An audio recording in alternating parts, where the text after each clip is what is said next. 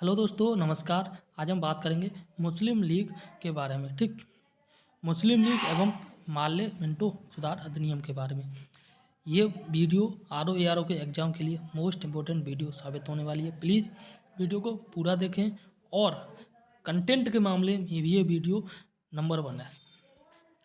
हम कोशिश करेंगे कि 1 घंटे वाली वीडियो में जितना कंटेंट मिलता है वो मात्र हम 10 मिनट में आपको कंटेंट देंगे। ठीक, आइए स्टार्ट करते हैं बिना किसी देरी के। तो यहाँ पे पहला क्वेश्चन कह रहा है, यहाँ पे बात की जा रही है मुस्लिम लीग के बारे में। तो मुस्लिम लीग की स्थापना जो कहाँ पे की गई थी, ये ढाका में की गई थी वर्ष 1906 में। ठीक है, देखो 1905 में आपको पता है, इससे पहले वाली वीडियो में हमने बंगाल विभाजन के बारे में बात की थी। ठीक, 1905 में बंगाल विभाजन हुआ था। ठीक है ना, जब बंगाल विभाजन हुआ था तो हिंदू और मुस्लिम जो है दोनों एक साथ थे। ठीक, इनको अलग अलग कर दिया, मुसलमान अलग और ये हिंदू अलग। फिर वर्ष 1906 में, 1905 के बाद अगले साल 1906 में जो मुसलमानों ने ढाका मतलब ये बांग्लादेश। ठीक है ना, तो एक चीज़ और बता दूं, जब बंगाल विभाजन हुआ था इस प्रकार से, तो पूर्वी बंगाल में जो मुसलमानों की संख्या अधिक थी और पश्चिमी बंगाल मतलब वेस्ट बंगाल, ठीक है ना, आज की डेट में बिहार, बंगाल और उड़ीसा ये आता है। ठीक, तो इसमें जो हिंदुओं की संख्या ज़्यादा थी, तो पूर्वी बंगाल में मुसलमानों की संख्या ज़्यादा थी और इसी में जो है ढाका ढाका मतलब आज का बांग्लादेश में मुसलमानों के द्वारा वर्ष 1906 में मुस्लिम लीग की स्थापना की गई थी। थोड़ा एक्सप्लेनेशन ज़्यादा हो गया। अब हम बात करते हैं ऑल इंडिया मुस्लिम लीग। ठीक है, ऑल इंडिया मुस्लिम लीग की स्थापना जो किसके द्वारा की गई थी, ये आगा खां के द्वारा की गई थी, नवाब सलीमुल्लाह के खां के द्वारा की गई थी और मोहम्मद अली जिन्ना के द्वारा की गई थी। ठीक, आगा खां, नवाब सलीमुल्लाह खां और ये मोहम्मद अली जिन्ना के द्वारा जो है ऑल इंडिया मुस्लिम लीग की स्थापना की गई थी। मुस्लिम लीग का प्रथम अध्यक्ष जो है ये था आगा खां। मुस्लिम लीग का प्रथम अध्यक्ष आगा खां था। वर्ष 1907 में जो मुस्लिम लीग का वार्षिक अधिवेशन आयोजित हुआ था कराची में। मुस्लिम लीग ने जो पृथक निर्वाचक मंडल की मांग जो किस अधिवेशन में की थी, ये की थी अमृतसर अधिवेशन में और 1908 में। ठीक,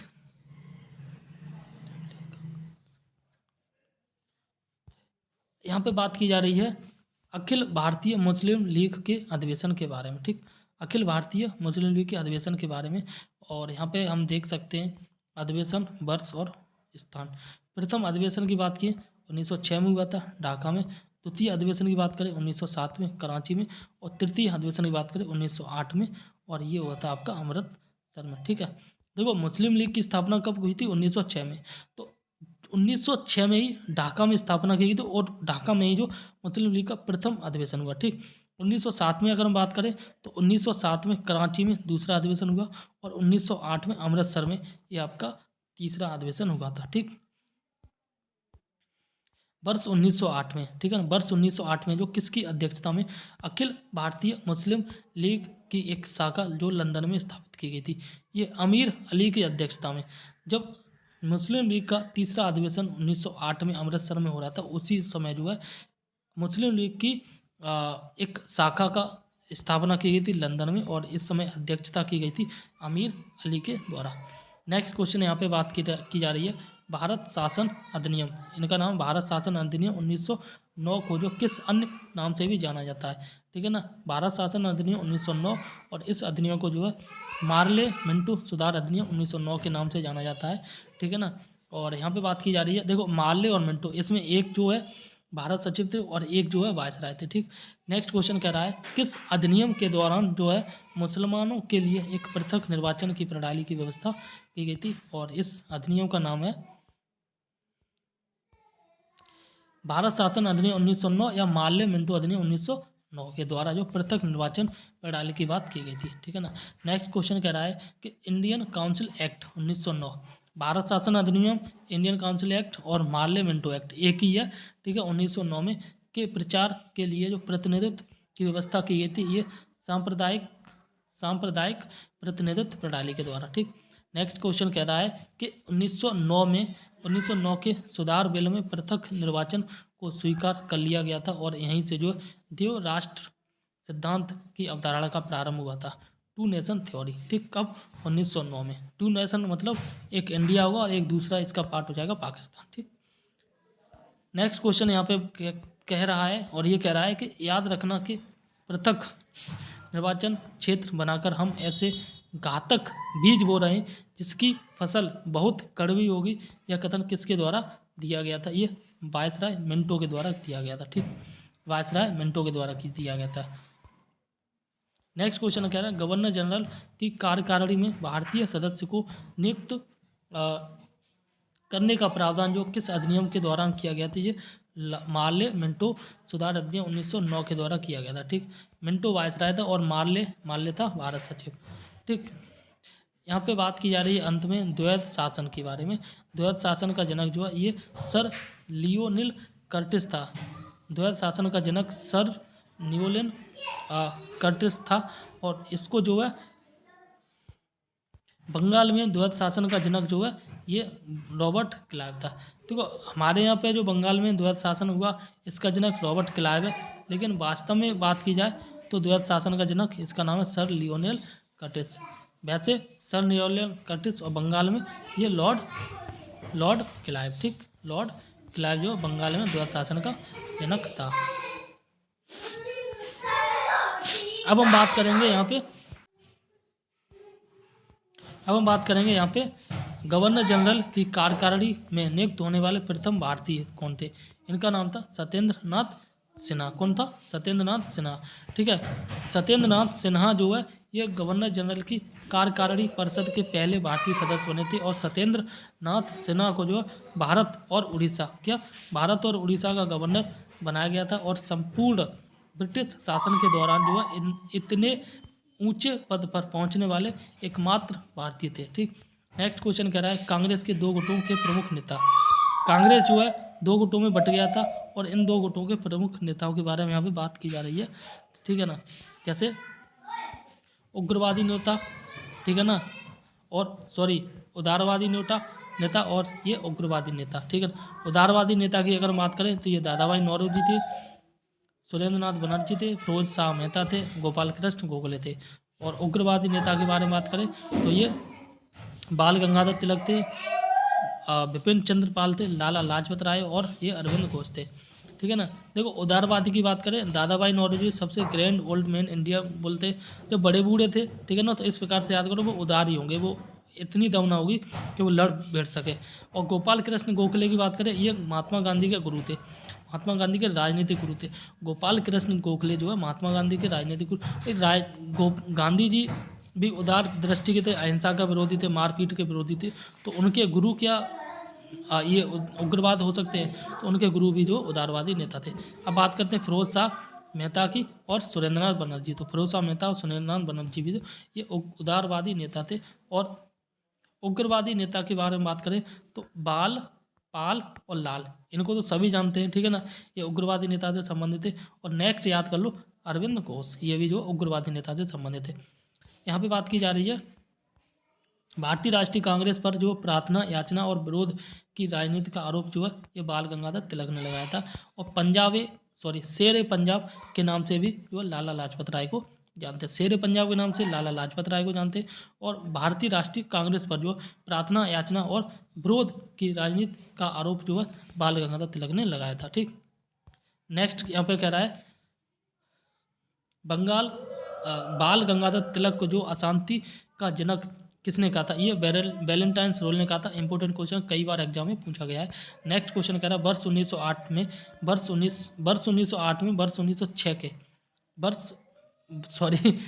1908 में 6 वर्ष के कारावास की सजा जो है किस स्वतंत्रता सेनानी को दी गई थी? ये दी गई थी बाल गंगाधर तिलक को, ठीक।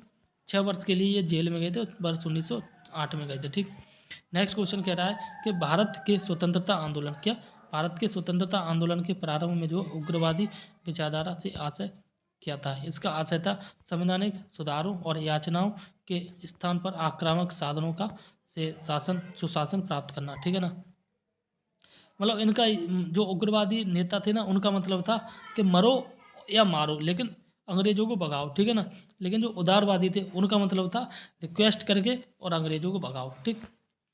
यहाँ पे बात की जा रही है नेक्स्ट की और यहाँ कह रहे हैं महाराष्ट्र में गणपति उत्सव को प्रारंभ किया था बाल गंगाधर तिलक ने। ठीक,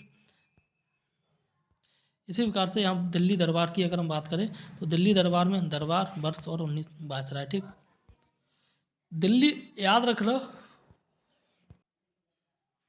बंगाल विभाजन की अगर हम बात करें तो बंगाल विभाजन दिल्ली विभाजन दिल्ली दरबार की अगर हम बात करें, बंगाल विभाजन याद आ रहा है बार बार। दिल्ली दरबार की अगर हम बात करें तो दिल्ली दरबार जो भारत में 3 बार लगा था। प्रथम दिल्ली दरबार जो वर्ष 1877 में लगा था लॉर्ड लिटन के द्वारा दरबार के समय। ठीक है ना, या लॉर्ड लिटन जो वायसराय था। दिल्ली दरबार द्वितीय दिल्ली दरबार की बात करें ये 1903 में लगा था लॉर्ड कर्जन के समय। और तृतीय दिल्ली दरबार जो है ये लगा था 1911 में लॉर्ड हार्डिंग के समय। ठीक,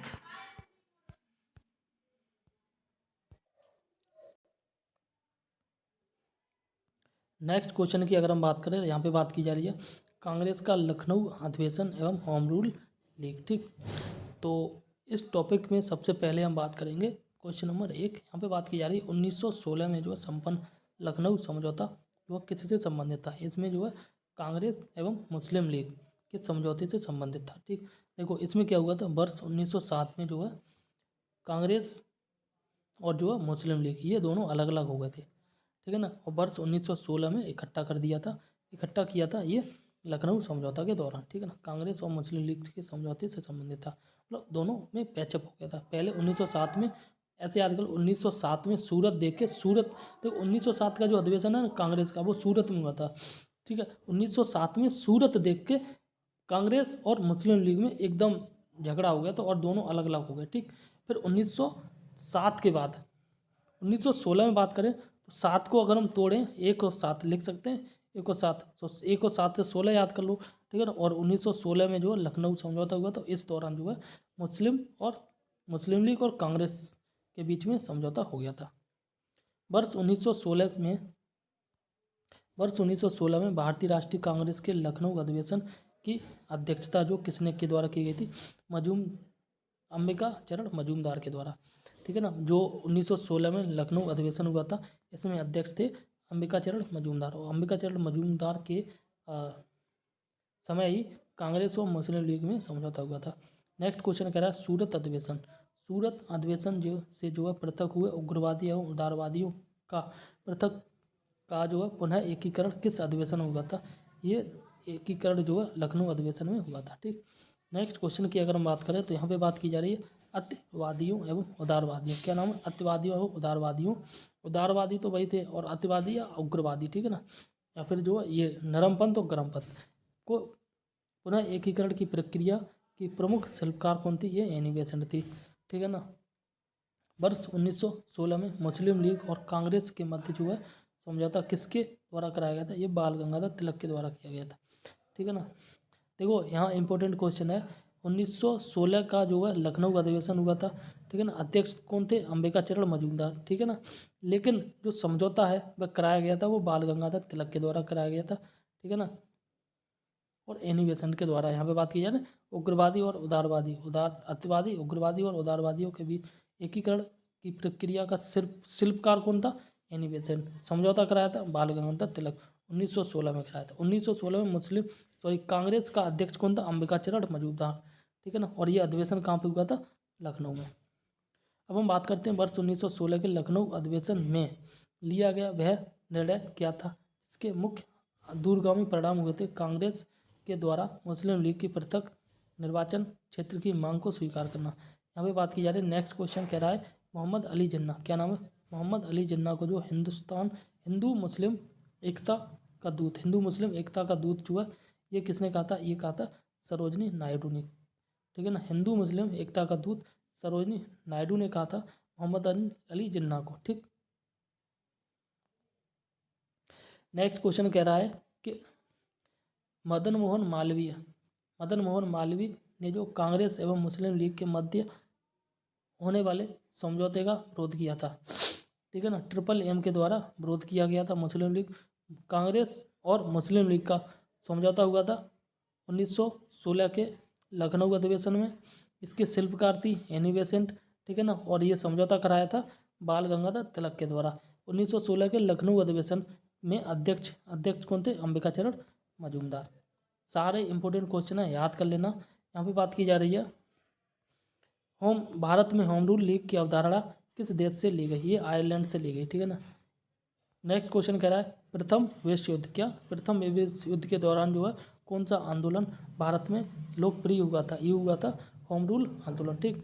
नेक्स्ट क्वेश्चन कह रहा है अप्रैल 1916 में, कब? अप्रैल 1916 में तिलक ने पूना कहाँ पे? महाराष्ट्र में, ठीक है ना, से होम रूल आंदोलन प्रारंभ किया था, जबकि एनी बेसेंट के नेतृत्व में सितंबर 1916 में जो है अड्यार कहाँ पर पड़ता है? मद्रास से होम रूल आंदोलन प्रारंभ किया गया था।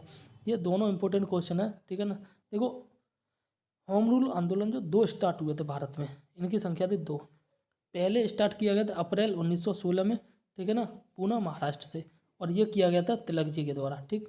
दूसरे की अगर बात करें, दूसरा जो है अप्रैल यहाँ 4वां महीना और सितंबर ये 9वां महीना, मतलब 5 मंथ बाद 1916 में जो है ये स्टार्ट किया गया था एनी बेसेंट के द्वारा, और ये किया गया था अड्यार मद्रास से, ठीक।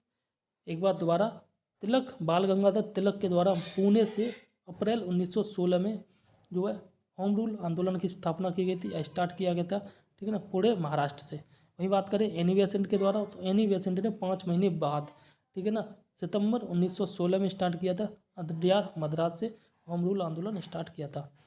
नेक्स्ट क्वेश्चन कह रहा है एनी बेसेंट ने जो किस साप्ताहिक पत्रिका के माध्यम से स्वशासन की मांग की थी? ये की थी कॉमनवेल्थ। कहने का मतलब है एनी बेसेंट की एक साप्ताहिक पत्रिका थी जिसका नाम था कॉमनवेल्थ, और वर्ष 1916 में 2 जनवरी को लंदन में भारतीय होम रूल लीग की स्थापना जो है ये की गई थी, और इसके जो सचिव थे, भारतीय होम रूल लीग की स्थापना की, इसके महासचिव थे डॉक्टर ग्राहम पोल। देखो यहाँ 3 क्वेश्चन इंपॉर्टेंट बन रहे हैं। सबसे पहले अगर हम बात करें, सबसे पहले होम रूल आंदोलन की स्थापना लंदन में की गई थी, कब? 2 जनवरी 1916 को, ठीक। इसके बाद आता है अप्रैल, ठीक है ना, और अप्रैल में जो है बाल गंगाधर तिलक के द्वारा की गई थी, और इसके बाद आता है सितंबर या 9वां महीना, ठीक है ना, और सितंबर में जो एनी बेसेंट के द्वारा की गई थी। बाल गंगाधर तिलक के द्वारा पुणे महाराष्ट्र से की गई थी, और वहीं बात करें एनी बेसेंट के द्वारा जो अड्यार मद्रास से की गई थी, ठीक है ना, होम रूल आंदोलन की स्थापना।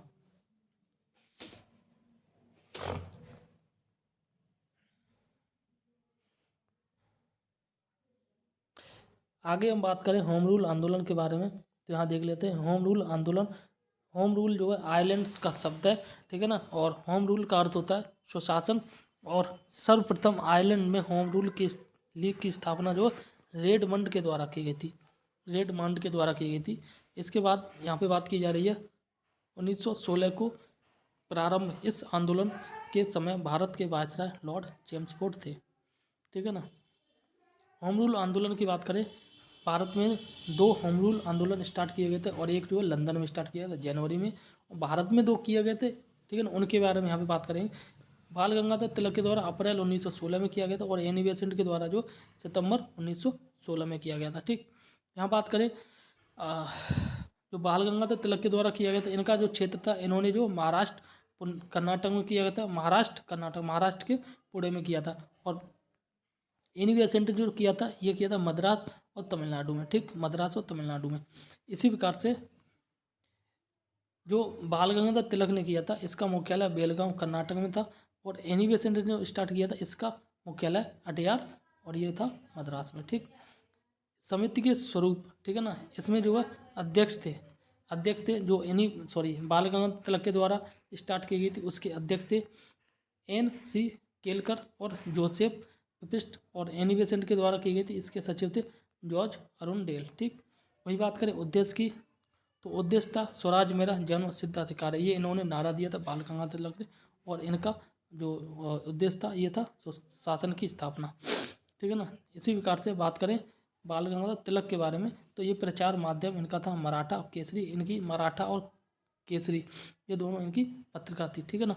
और ये एनी बेसेंट की बात करें तो इनकी 2 पत्रिका थी, कॉमनवेल्थ और न्यू इंडिया। मोस्ट इंपोर्टेंट है, कई बार एग्जाम में आता है कि एनी बेसेंट के द्वारा लिखी गई पत्रिका कॉमनवेल्थ और न्यू इंडिया, और बाल गंगाधर तिलक के द्वारा लिखी गई पत्रिका ये मराठा और केसरी। इनकी लैंग्वेज भी पूछी जाती है, केसरी अंग्रेजी में थी, मराठा जो है ये पंजाबी में थी। ठीक, अब हम बात करते हैं फेबियन। फेबियन आंदोलन का प्रस्ताव है, ये पारित किया प्रस्ताव जो किसने दिया था, एनी बेसेंट के द्वारा दिया गया था। फेबियन आंदोलन का प्रस्ताव एनी बेसेंट के द्वारा दिया गया था। इसके बाद तो अब हम बात की जा रही है यहाँ पर तिलक, बाल गंगाधर तिलक तथा एनी बेसेंट के द्वारा जो है बनाए गए होम रूल आंदोलन या होम रूल लीग आंदोलन की शाखाओं को जो है किस वर्ष में या किस वर्ष एक कर दिया गया था। ये कर दिया गया था वर्ष 1918 में। कब किया गया था? 1918 में। ठीक, आगे बात की जा रही वर्ष 1915 में अमेरिका में होम रूल आंदोलन का गठन जो किसके द्वारा किया गया था? ये किया गया था लाला लाजपत राय के द्वारा। ठीक, देखो वर्ष ये तो 1916 की बात की है, लेकिन इससे पहले 1 साल पहले भी अगर हम बात करें वर्ष 1915 में, तो जो होम रूल आंदोलन का जो गठन किया गया था ये लाला लाजपत राय के द्वारा किया गया था। एनी बेसेंट की यहाँ पे बात की जा रही है कि एनी बेसेंट की होम रूल लीग के साथ जो George Arundale, CP Ramaswamy Iyer, BP Wadia, Motilal Nehru, Tej Bahadur Sapru, Madan Mohan Malaviya आदि जो है संबंध आदि लोग संबंध थे। ठीक है ना, जो एनी बेसेंट की होम रूल आंदोलन था उससे संबंधित व्यक्ति थे। अब हम बात करने वाले हैं ट्रेड यूनियन एवं साम्यवादी दल के बारे में। ट्रेड यूनियन एवं साम्यवादी दल के बारे में इम्पोर्टेंट टॉपिक है, याद कर लेना। ठीक है ना, यहाँ पे बात की जा रही वर्ष 1890 में। वर्ष 1890 में गठित भारत का प्रथम मजदूर संगठन ये था बॉम्बे मिल हैंड्स। ठीक है ना, की स्थापना जो है ये NM लोखंडे के द्वारा किया गया था। इसी प्रकार से नेक्स्ट क्वेश्चन यहाँ कह रहा है वर्ष 1918 में अहमदाबाद टेक्सटाइल लेबर एसोसिएशन, इसको बोलते हैं ATLA की स्थापना यह की गई थी महात्मा गांधी के द्वारा। अहमदाबाद टेक्सटाइल लेबर एसोसिएशन की स्थापना महात्मा गांधी के द्वारा की गई थी वर्ष 1918 में। देखो एक आंदोलन भी चला था अहमदाबाद आंदोलन, ये भी 1918 में चला था, और इसमें जो है महात्मा गांधी ने इस आंदोलन का समर्थन किया था। ठीक है ना, और ये आंदोलन जो है मील, एक कंपनियां थी ना मील में कुछ वेतन से संबंधित था ये आंदोलन। नेक्स्ट क्वेश्चन कह रहा है गांधी जी ने अहमदाबाद टेक्सटाइल लेबर एसोसिएशन से जो ट्रस्टीशिप का सिद्धांत जो प्रतिपादन किया था, और इसके अनुसार जो पूंजीपति मजदूरों के हितों की रक्षा करने वाला ट्रस्ट होता था और न के मालिक होता था। ठीक है ना, नेक्स्ट क्वेश्चन यहाँ पे बात की जा रही है all India trade association, all India trade union Congress, इसको बोलते हैं AITUC की स्थापना वर्ष 1920 मुंबई में की गई थी। एंड नेक्स्ट क्वेश्चन की बात की जा रही है, इसमें बात कर रहे हैं all India trade union Congress के संस्थापक थे NM जोशी। ठीक, नेक्स्ट क्वेश्चन कह रहा है लाला लाजपत राय जो है all India trade union Congress के प्रथम अध्यक्ष थे। ठीक है ना, लाला लाजपत राय जो है ये all India trade union Congress के प्रथम अध्यक्ष थे। नेक्स्ट की बात की जाए तो यहाँ पे बात कर रहे हैं वर्ष 1929 में नागपुर में संपन्न all India trade union Congress की अध्यक्षता जो किसके द्वारा की गई थी? ये की गई थी जवाहरलाल नेहरू के द्वारा। ठीक, नेक्स्ट क्वेश्चन वर्ष मई 1947 में स्थापित Indian national trade union Congress INTUC की प्रथम अध्यक्षता जो है ये सरदार वल्लभ भाई पटेल के द्वारा की गई थी। नेक्स्ट क्वेश्चन कह रहा है रूस में, कहाँ पे? रूस में जो कम्युनिस्ट इंटरनेशनल की स्थापना जो वर्ष 1919 में की गई थी। कम्युनिस्ट इंटरनेशनल की स्थापना रूस में 1919 में की गई थी। अब बात करते हैं प्रमुख कारखाना अधिनियम के बारे में। ठीक, कारखाना अधिनियम की अगर हम बात करें तो यहाँ पे बात की जा रही है कारखाना अधिनियम, और यहाँ पे गवर्नर जनरल। किस कारखाना अधिनियम के दौरान कौन सा गवर्नर जनरल था? ठीक, कारखाना अधिनियम 1881 की बात करें तो यहाँ पर गवर्नर जनरल था लॉर्ड रिपन। कारखाना अधिनियम 1891 में बात की जाए तो यहाँ पर जो गवर्नर जनरल था ये लॉर्ड लैंसडाउन था। कारखाना अधिनियम 1911, ठीक है ना, 1911 में जो अध्यक्ष था ये था लॉर्ड हार्डिंग। ठीक है ना, 10-10 साल का अंतर है, और यहाँ पे 20 साल का अंतर है, 9 और 11 20 साल का। ठीक है ना, कारखाना अधिनियम 1922 की बात करें तो यहाँ पे बात की जा रही है लॉर्ड रीडिंग जो अध्यक्ष था। वहीं कारखाना अधिनियम 1934 में अध्यक्ष था, सॉरी गवर्नर जनरल था, ये था लॉर्ड वेलिंगटन। ठीक, इसी प्रकार से जो है 1940 444 1940 444 यानी कि 1944 में कारखाना अधिनियम का अध्यक्षता लॉर्ड वेवेल।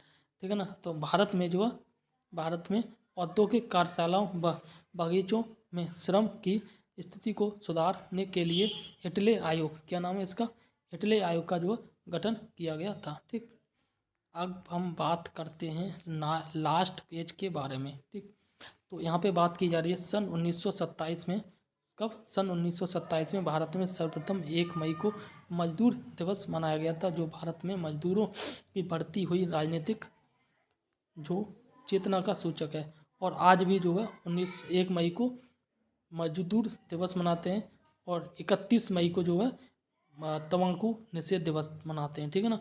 और ये शुरुआत की गई थी वर्ष 1927 में।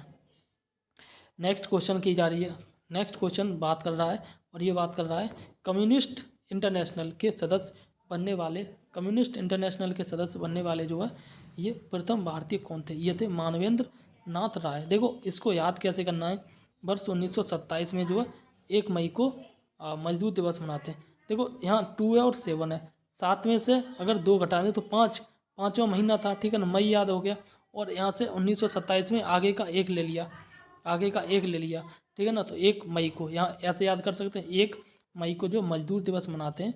ठीक है ना, राजनीतिक चेतना का सूचक था। ठीक है ना। इसको याद कैसे करना है, 7 में से 2 गए, 5 बचे, 5वां महीना और आगे का उठा लिया 1, तो 1 मई 1927 को जो 1 मई 1927 को मजदूर दिवस मनाया गया था पहली बार। एम.एन. राय, क्या नाम है, एम.एन. राय के सहयोग से ताशकंद में भारतीय कम्युनिस्ट पार्टी की स्थापना की गई थी वर्ष 17 अक्टूबर 1920 को। इसी प्रकार से बात की गई है यहाँ पे पहली साम्यवादी कांग्रेस, क्या नाम है, पहली साम्यवादी कांग्रेस का आयोजन जो कहाँ पे किया गया था, ये कानपुर में किया गया था, और 26 सितंबर 1925 को। ठीक, इसी प्रकार से नेक्स्ट की बात की जा रही है कानपुर षड्यंत्र मुकदमा। कानपुर षड्यंत्र मुकदमा वर्ष 1924 में जो है ब्रिटिश सरकार के द्वारा किस आंदोलन के नेताओं के विरुद्ध में चलाया गया था, ये चलाया गया था साम्यवादी आंदोलन के विरुद्ध में। वर्ष 1940 में रेडिकल डेमोक्रेटिक पार्टी की स्थापना की गई थी, रेडिकल डेमोक्रेटिक पार्टी की स्थापना की गई थी एम.एन. रॉय के द्वारा। ठीक, एम.एन. रॉय के द्वारा जो रेडिकल डेमोक्रेटिक पार्टी की स्थापना की गई थी वर्ष 1940 में। और क्रांतिकारी साम्यवादी दल की स्थापना वर्ष 1934 में 1934 में जो सौम्येंद्र नाथ टैगोर के द्वारा की गई थी। और वर्ष 1939 में अगर हम बात करें तो यह भारतीय बोल्शेविक पार्टी, क्या नाम है इनका, वर्ष 1939 में भारतीय बोल्शेविक पार्टी की स्थापना जो एन दत्त मजूमदार के द्वारा की गई थी। और वहीं अगर हम बात करें ब्रिटिश भारत में, कब, ब्रिटिश भारत में गठित महत्वपूर्ण आयोग, ब्रिटिश भारत में गठित महत्वपूर्ण आयोग जो है ये बात की जाए वर्ष, गवर्नर जनरल और संबंध। ठीक, तो इसके बारे में यहाँ पे हम देख सकते हैं। फ्रेजर आयोग की बात करें 1902 में, ठीक है ना, हंटर आयोग 1919 में, और बटलर आयोग 1927 में। इंपॉर्टेंट है, याद कर लेना, फ्रेजर आयोग 1902 में, हंटर आयोग 1919 में, और ये आपका बटलर आयोग 1927 में। इस समय गवर्नर जनरल थे। 1902 के समय लॉर्ड कर्जन थे। देखो बंगाल विभाजन हुआ था उस समय, 1905 हुआ था, और उस समय जो है गवर्नर जनरल कौन थे, लॉर्ड कर्जन। तो 1905 और 1902 पास में तो लॉर्ड कर्जन ही होगा। ठीक है ना। इसी प्रकार से अगर हम बात करें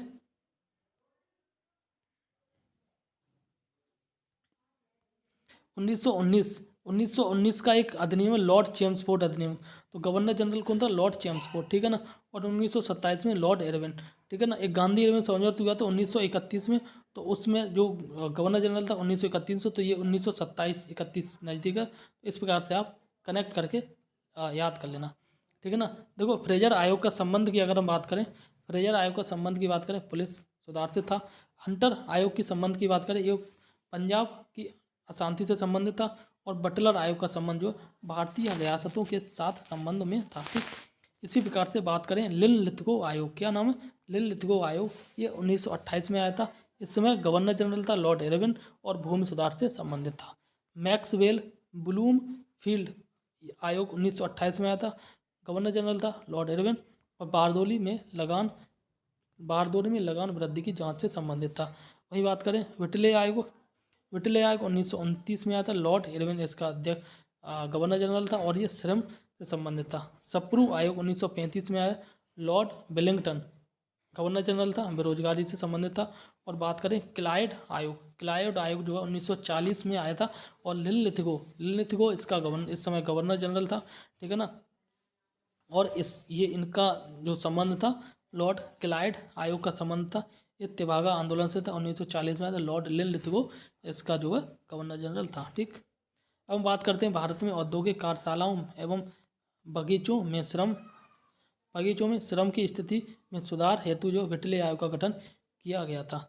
नेक्स्ट वीडियो में हम बात करेंगे महात्मा गांधी या गांधी योग से संबंधित आधुनिक भारत में जितने भी क्वेश्चन बनते हैं उससे सबसे इम्पोर्टेंट क्वेश्चन जो है यहीं से आते हैं। मोस्ट इम्पोर्टेंट क्वेश्चन बनते हैं गांधी युग से। ये मान के चलो अगर मॉडर्न हिस्ट्री पूछी जा रही है ना तो गांधी युग से 2 क्वेश्चन या 3 क्वेश्चन 100% पूछे जाएंगे, 110% पूछे जाएंगे। गांधी से संबंधित जरूर क्वेश्चन पूछे जाएंगे, उनके आंदोलन से संबंधित जनरली क्वेश्चन पूछे जाते हैं। वीडियो अगर अच्छी लगी हो तो प्लीज़ वीडियो को लाइक करें, दोस्तों में शेयर करें, चैनल को सब्सक्राइब कर लें। अगर ना लगी हो तो प्लीज़ बताएं कि रीज़न क्या है, ठीक। बाकी तब तक के लिए नमस्कार, जय हिंद, मिलते हैं अगले वीडियो में।